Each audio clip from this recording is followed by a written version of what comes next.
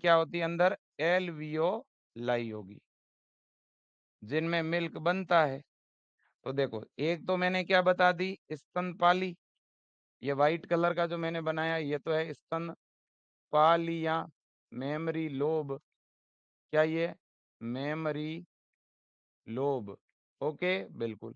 Memory lobe के अंदर क्या है जी, मेमरी लोब के अंदर है एल्वियोलाई, मतलब कुप्पी का, क्या है, कुप्पी का, जिसमें मिल्क बनता है। ओके, बिल्कुल जी।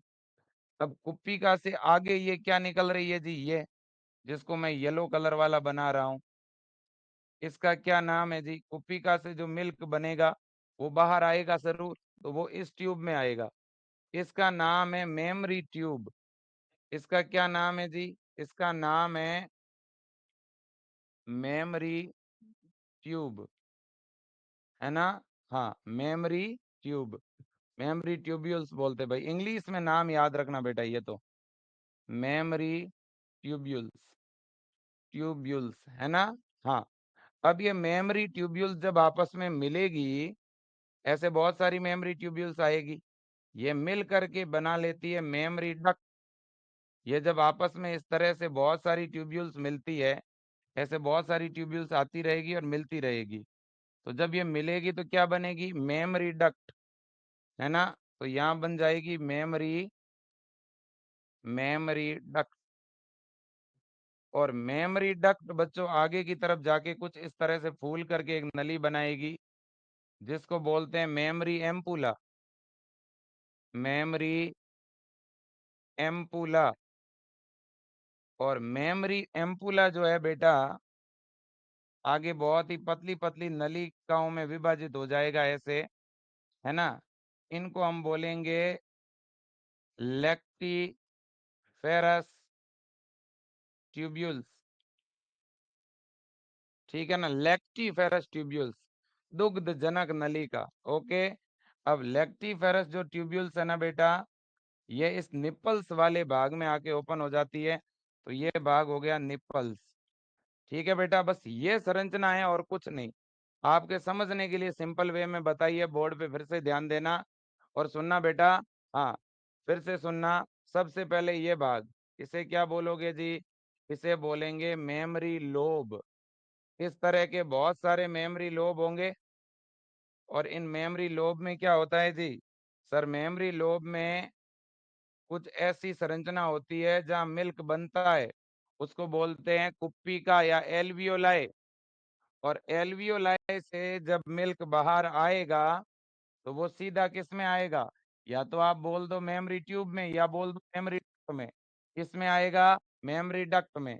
मेमरी डक्ट आगे इस तरह की फूली हुई संरचना में खुलेगी, जिसको बोलेंगे एम्पुला। एम्पुला आगे जिन नलिकाओं में खुलेगा उन्हें बोलेंगे लैक्टिफेरस डक्ट। और लैक्टिफेरस डक्ट आगे इस निपल वाले भाग में खुलेगा, और बच्चा जब इसे सक करेगा तो उसे मिल्क मिलेगा, है ना। और मिल्क अंदर बनेगा एक हार्मोन के द्वारा, उसका नाम है प्रोलैक्टिन। प्रोलैक्टिन तो मिल्क का प्रोडक्शन करेगा। मिल्क का प्रोडक्शन कौन से हार्मोन से होगा, प्रोलैक्टिन से होगा। और मिल्क का इजेक्शन, मिल्क को आगे प्रेस करने का काम होता है ऑक्सीटोसिन का। तो मिल्क का प्रोडक्शन करेगा प्रोलैक्टिन, और मिल्क का इजेक्शन करवाएगा प्रोलैक्टिन, है ना। और मिल्क का इजेक्शन जो करवाएगा, दुग्ध का जो श्रावण करवाएगा, वो करवाएगा मेरे दोस्तों ऑक्सीटोसिन। कौन करवाएगा, ऑक्सीटोसिन, है ना। बिल्कुल जी, तो ये बात याद रख लेना दोस्तों।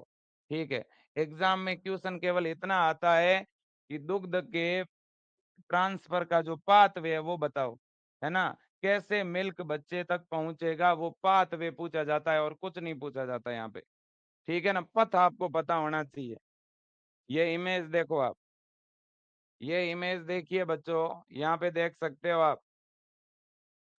ये देखिए, मैं आपको दिखाता हूँ, आप इमेजिन करिए। यहाँ पे देखो, ये देखो एक लोब है, ये देखो एक दूसरा लोब है ना। इस तरह के लोब होते हैं बड़े बड़े, इसको बोलते हैं स्तनपाली। ये एक पूरी स्तनपाली है। ओके, बिल्कुल। अब स्तनपाली में छोटे छोटे कोष देखो आप, ये वाले, ये देखो ऐसे बहुत सारे कोष है, इन्हें बोलते हैं स्तन कुप्पिका। ओके, बिल्कुल। अब स्तन कुप्पिका से आगे कुछ नलिका तो निकलेगी निकलेगी, सीधी सी बात है ना। यहाँ पे ऐसे ये नलिका ही निकल रही है, देखो ये देखो ये देखो, इनसे बाहर निकल रही है। इनको जो है बोला जाता है स्तन नलिका, है ना। मेमरी डक्ट बोल सकते हो आप इनको, मेमरी डक्ट, ठीक है ना, बिल्कुल। मेमरी डक्ट आगे ऐसी फूली हुई संरचना में खुलती है, इस तरह की फूली हुई संरचना में खुलती है, उसे बोलते हैं एम्पुला। और एम्पुला आगे जिन नलिकाओं में खुलता है, उन नलिकाओं को बोलते हैं लेक्टिफेरस डक्ट, है ना। और लेक्टिफेरस डक्ट आगे इस जो है हमारे दोस्तों निप्पल वाले भाग में खुलता है। निप्पल के आसपास का जो डार्क एरिया होता है, उस डार्क एरिया को एरियोला बोलते हैं, क्या बोलते हैं, एरियोला। ओके बेटा, बिल्कुल, बस यही बात आपको आनी चाहिए, यही बात आपको जानकारी होनी चाहिए, है ना। अब बच्चों देखो देखे मैंने यहाँ दो जो नाम बताए ना, मेमोरी ट्यूब्यूल और मेमोरी डक्ट, आप बस इन दोनों में से केवल मेमोरी डक्ट ही याद रखना, ट्यूब्यूल्स याद मत रखना, क्योंकि बेटा आपके बुक्स में इसका जिक्र नहीं है, तो इसलिए कंफ्यूज आपको मैं होने नहीं देना चाहता। बस आप इतना याद रख लेना, मेमोरी डक्ट।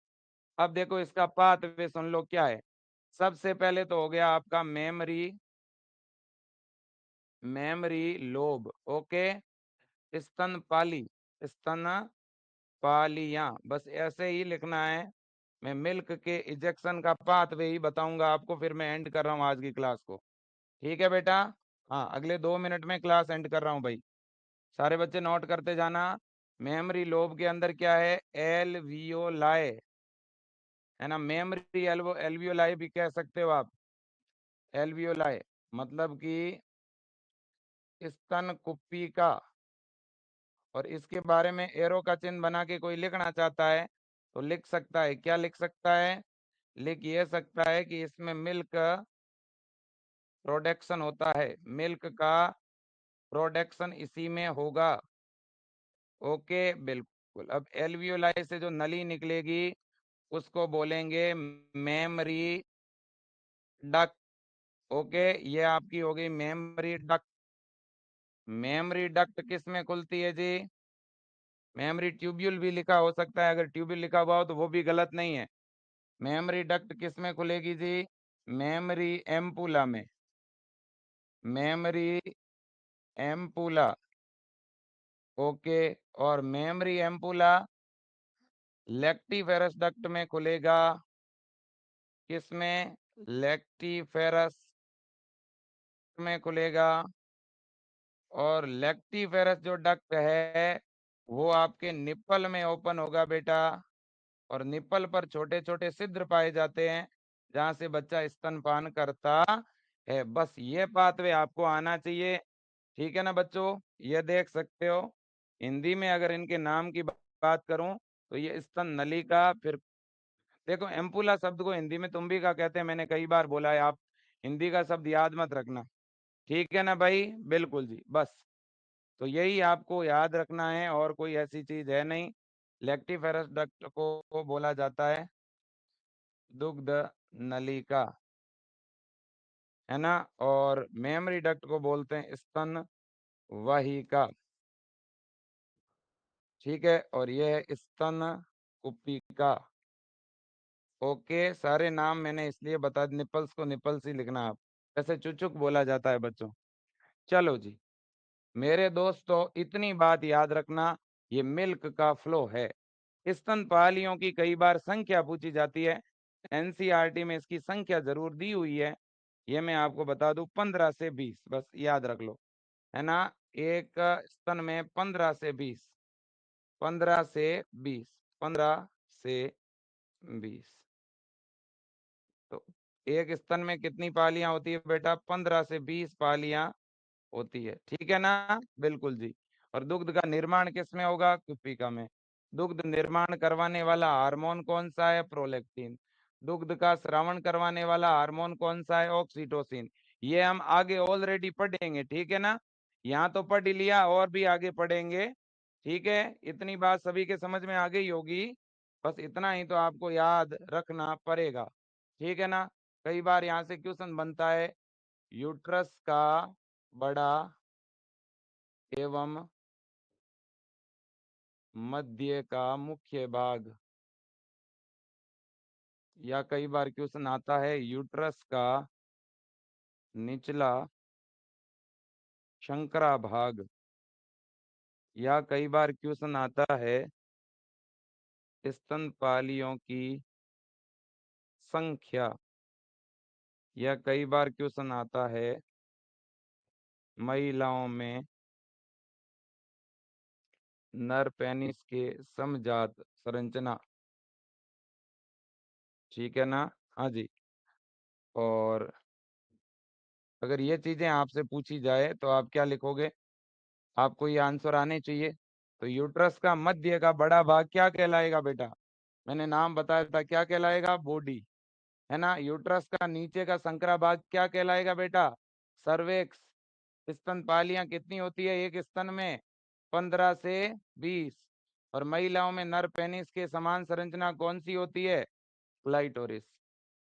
ठीक है ना? याद रख लोगे बच्चों? कोई दिक्कत, कोई परेशानी नहीं है? बहुत ही बढ़िया। चलो जी, तो ये सारी चीजें हैं। तो आज हमने इतना तो बच्चों पढ़ ही लिया। एक ये